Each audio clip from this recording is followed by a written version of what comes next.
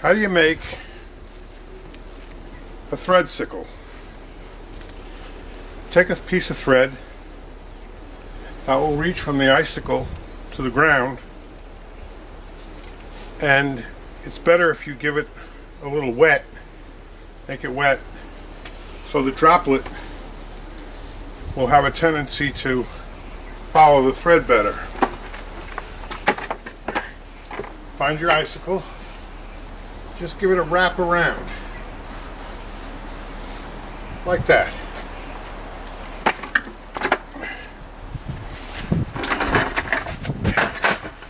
Now you can see that the drip is following the thread. What you want to do is put the thread down to the ground in a straight line.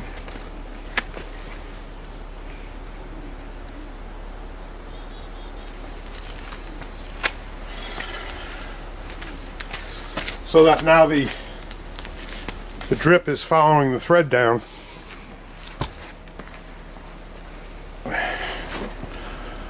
I'll bring it a little closer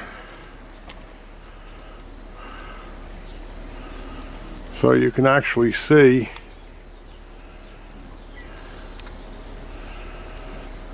where the thread is.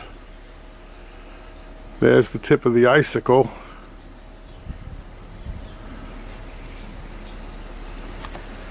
And you can see the drip running down the thread. Now you also notice that there are other icicles dripping. And for that, I'll show you what we're going to do. Take a short thread and do the same thing. This thread is about, 10 inches long. We're going to wrap it on the icicle. And we're going to bring it over to the other icicle.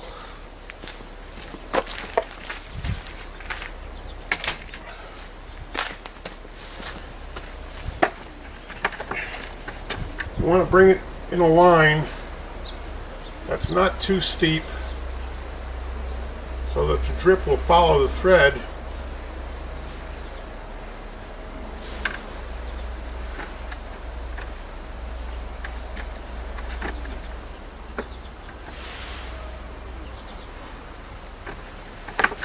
Like that. As you can see that the drip has stopped running on that particular icicle, but it will pick up again. This is one I did yesterday. That's where the icicle started. You can see where I branched the several icicles together right there. Okay? Right there, right there. And then it comes down the main icicle.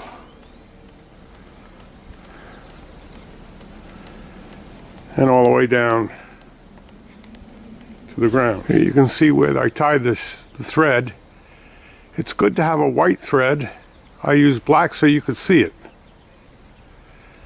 And then that's where the thread started from the icicle. And you can see the thread in a very short time already has an icicle that goes right down to the ground.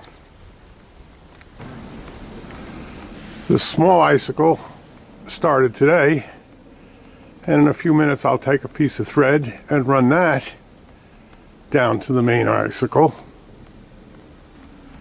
It needs to be about 20 degrees out so that the water coming off the roof will freeze on its way down.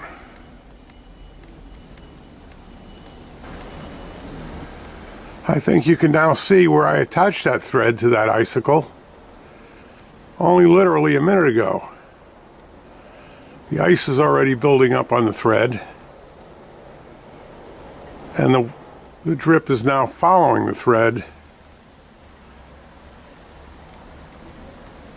to the main icicle right there.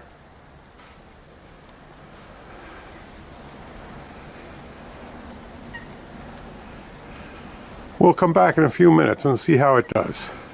This icicle, the one we started a few minutes ago, has these join here, and you can see it's already about 1/4 of an inch thick. And again, it goes all the way down to the ground.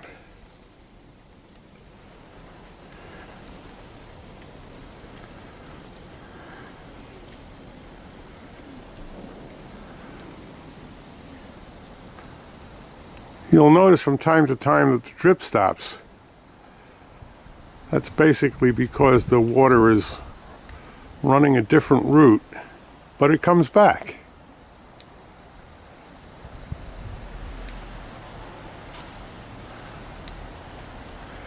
Again, you can see where the two icicles are spliced together. Here's a close-up of a thread I just put there less than a minute ago. You can see the drop follows the thread, and already there's 1/8 of an inch of ice built up on the thread. It just connects to the main icicle just by touching it. The thread up there is just by touching it onto the icicle. It freezes right on. The water then follows the thread and feeds it to the major icicle.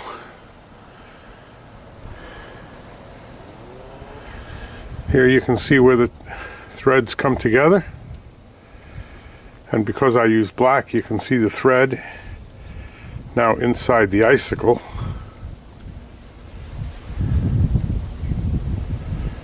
The icicle is about, I don't know, 3/8 of an inch. That took about 10 minutes. Total time to make this icicle yesterday, it took about 2 hours of on and off dripping to complete the icicle. That's about 10 feet long.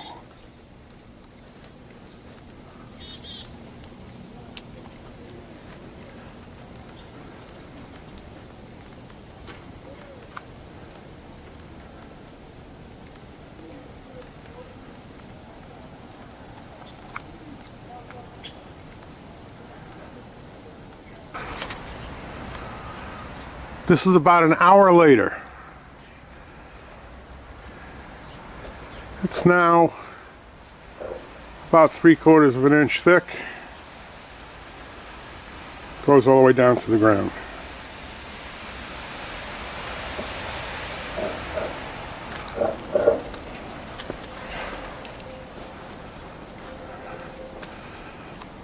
You can see my side thread is about 1/2 an inch.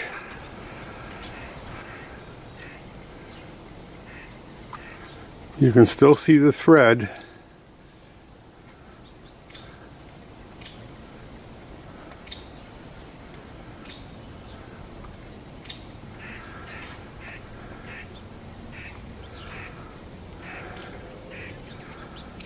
Something very strange happens if you use a dark color thread.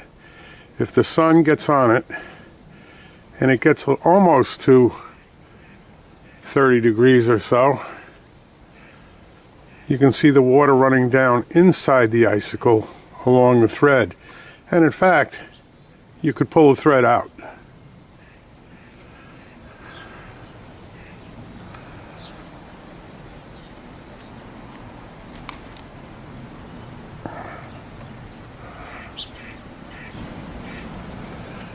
It's now about a half hour or so later, and you can see the icicle has now grown to about almost an inch.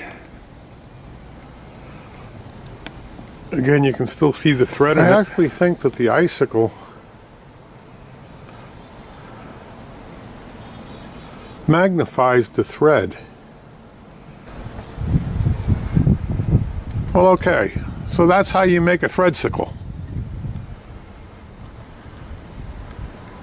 Have fun.